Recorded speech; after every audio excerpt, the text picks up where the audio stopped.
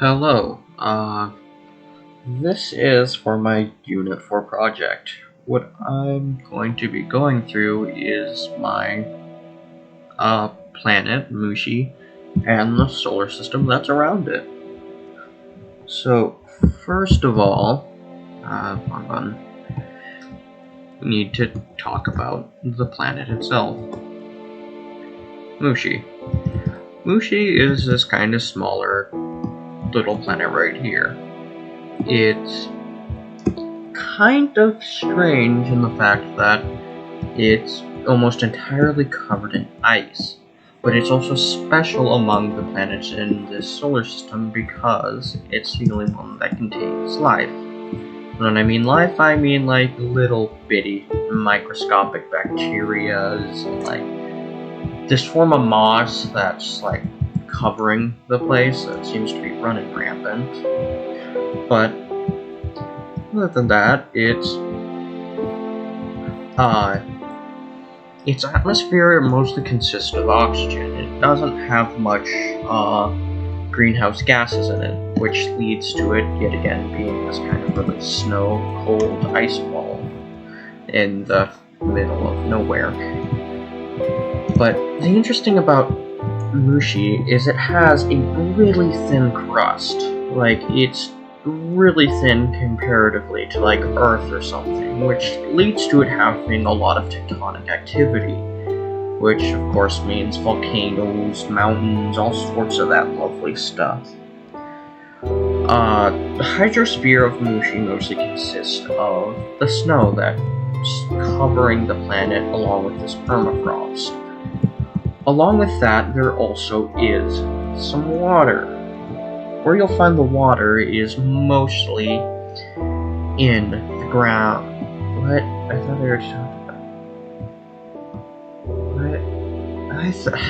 My brain's not working, sorry. So yeah, water is going to be found in the hot springs, which is this groundwater around volcanoes and stuff.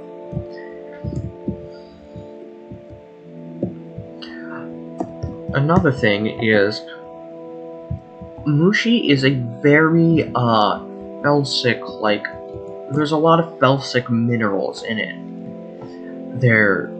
Which leads to having this kind of, like, grayer rock that you can kind of see here. By the way, this is more of a diagram of what you would expect to see on most of Mushi's surface. It's this kind of bleak, rocky and snowy terrain. There's not much to see or do. It's just kind of cold. It's really cold, actually. But another thing is, but the reason why life can exist on this giant ice rock is because of these things, and everyone should generally recognize them. It's volcanoes. Volcanoes are like all over the planet due to its like high tectonic activity because it has that kind of thinner crust, and of course with volcanoes comes these kind of like volcanic rock area, all this igneous rock that's around here.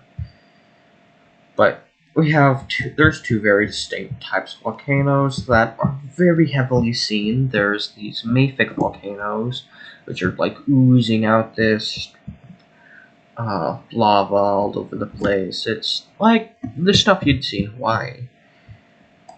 And then there's these felsic volcanoes, which is like this kind of grayer rock. But the neat thing about these mafic volcanoes, and I believe I'm pronouncing that correctly, is, you see, here's your moss that I was talking about earlier. It's this very simple moss that's all over these mafic volcanoes. This is like one of the only places that this life can exist on this planet. But a neat part about these kind of volcanoes is they allow for these pools, these hot springs, and we can go over here and observe what one of these would look up close.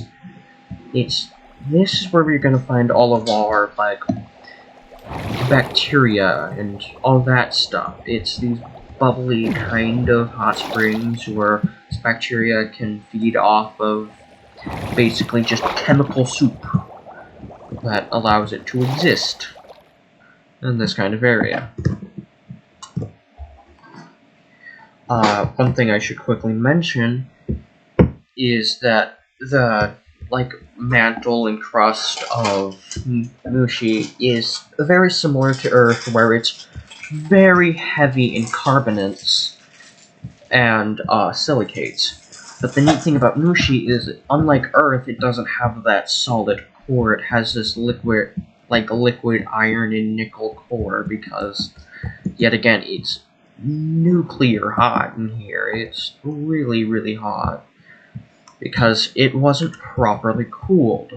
Because in its early stages of development, Mushi, when it was that still kind of liquid ball of molten rock and stuff, was just pummeled by these meteors that contained ice, water, and oxygen, which now form this kind of layer of snow and stuff on its surface, and rapidly cooled a thin layer of rock, yet again leading to that thin tectonic plate.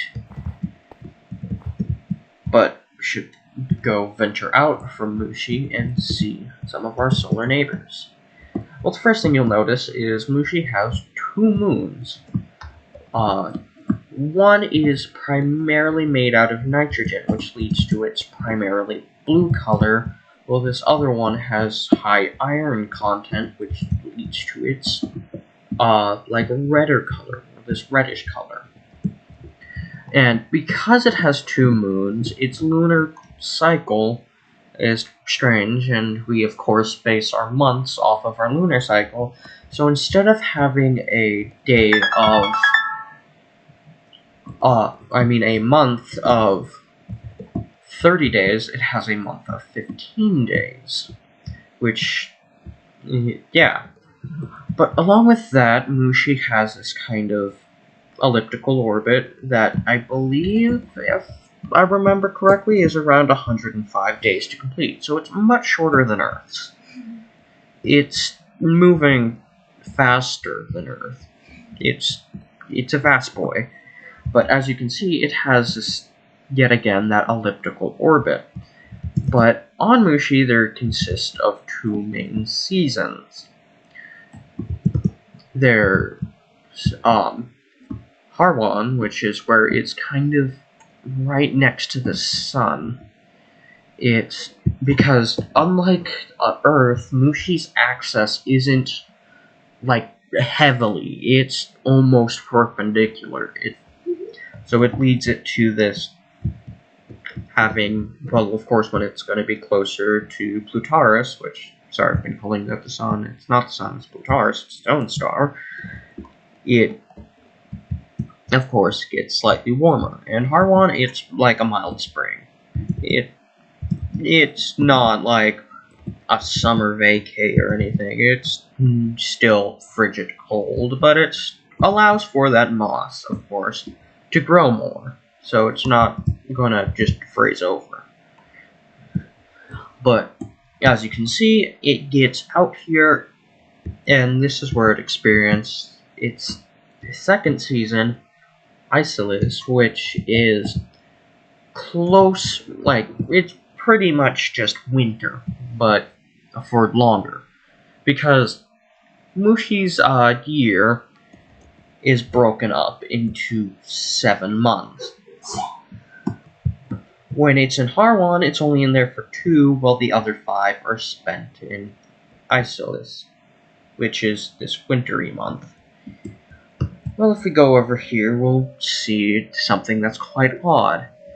This is the gas giant planet Janu, and I don't know if you could see this very well from the camera angles, it gets fairly close to Plutaris.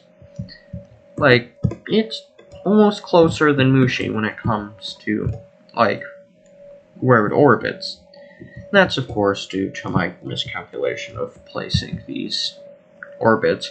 And 2, was formed kind of strangely in the fact it's kind of like Jupiter, but slightly smaller.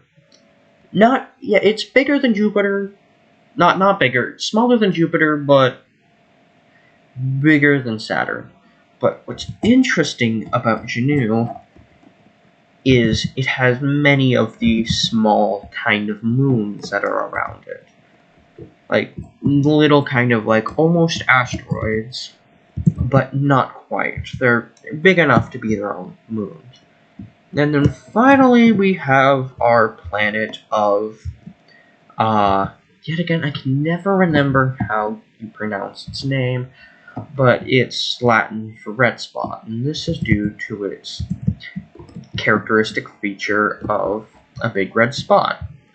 And as you can see, it has this really, really long orbit that goes like all the way over there, and it goes over there, but it's this kind of small terrestrial planet. It can't host life at all because, yet again, it's way too far from Plutaris, and it's gonna be cold and miserable, so not a fun place to be. And yet again, it's tiny. And other than that, I think that's it. I just gotta quickly look over my notes to make sure I got everything. Yep, I did atmosphere, geosphere, hydro, bio, yep, elements, surface. I think I talked about the surface, yeah, that cold, desolate place.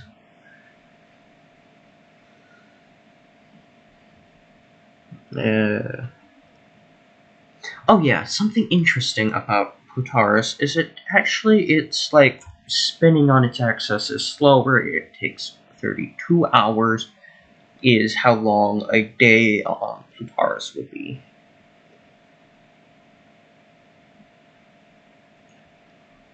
And I believe that's mostly it. Yeah. Well, that was my Unit 4 project.